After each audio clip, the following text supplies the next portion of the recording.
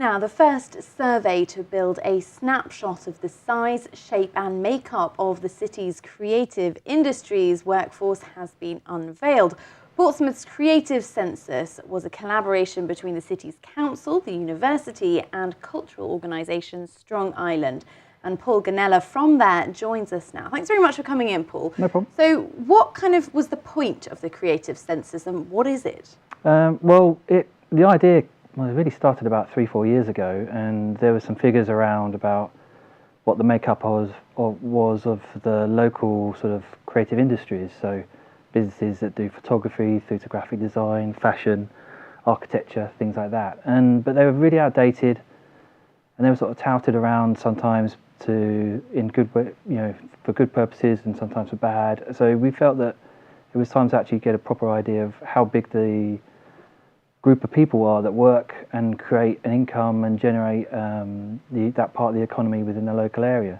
And it took a little while to get us organised, really, and it was down to the support of the university and certainly the council as well was really important. And we came up with some questions that we felt would be able to measure certain areas of the the creative industries and find out also how much income they were generating locally, how many people they employed, also what things they required, whether they needed extra skills, resources, office space, studio space, things like that. So we built a survey of questions, and that went live in May last year. We finished it in January.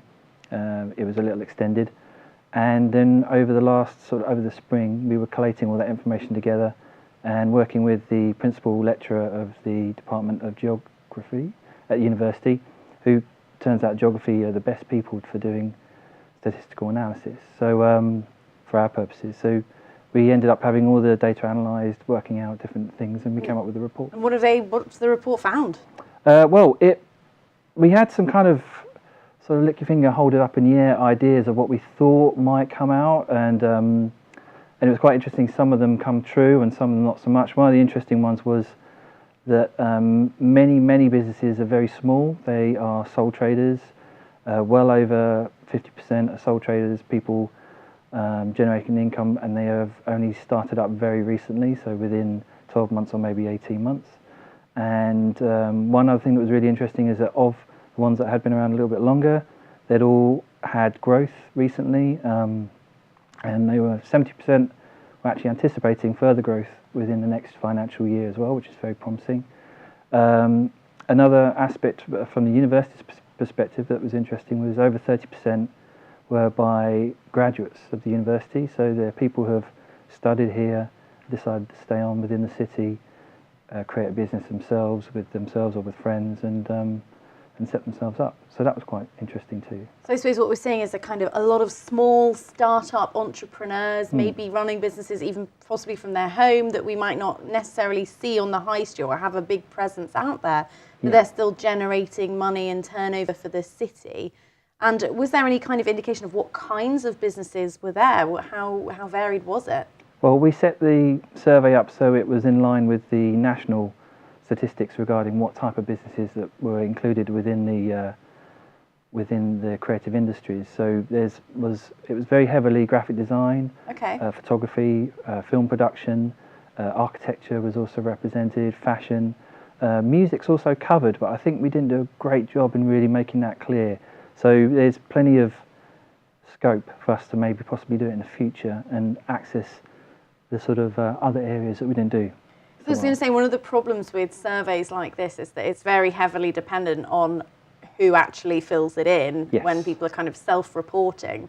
And there must be a huge margin of error then in kind of formulating the numbers that you're coming up with. If you can't be sure that there might be huge swathes of people that didn't fill it in and then other people who filled it in by mistake or... Yeah, one thing that we're very wary of is that it's very easy time-wise for a sole trader to fill out a survey because they have all the information they need on hand, the financial details they need from the previous financial year, things like that.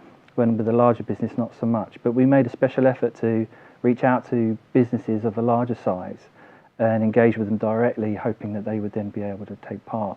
So we planned that in ahead, and the statistics that came out, the sort of analysis, also bears that in mind about certain elements can't be taken completely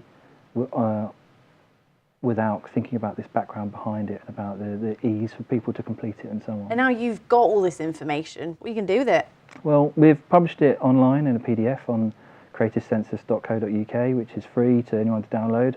We've also created a limited edition printed version, which we've distributed to the university. The council have a large collection of them, and certain people who took part and partnered up with us within Census. And it's very difficult to get a real measure on growth and things and trends with a single survey. So we had some questions that allowed us to look back retrospectively, but also we are hoping to maybe run this again in a year or maybe two and be able to get a real feel of how things have changed using both sets of figures.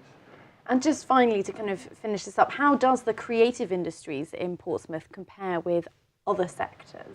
Well, it's a vital part of the local economy, and it's a growing part of the local economy. 70% of people who took part were anticipating growth, and that brings more jobs and more work and more status to the city as a creative capital on the south coast. So I think the things are looking up, certainly. Well, it's great to hear, Paul Gonella. Thank you very much.